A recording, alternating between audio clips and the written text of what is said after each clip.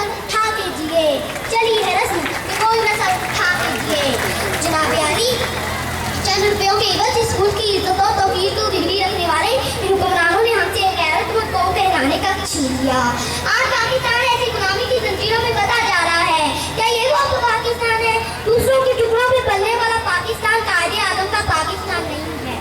तुमने हर हैद में हर नस्ल से गद्दारी की, तुमने बाजारों में अपनों की खरीदारी की, ईंट से ईंट बजा दी गई खुददारी की, कौम को रख लिया खिदमत में दमादारी की।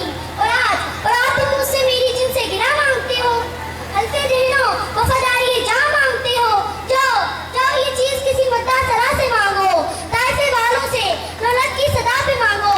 हमसे पूछोगे तो खंजर से अदू बोलेगा, रजनी काट भी दोगे तो लहू बोलेगा, रजनी काट भी दोगे तो लहू बोलेगा। बहुत अच्छे अनीसा मतीन, छोटी सी बच्ची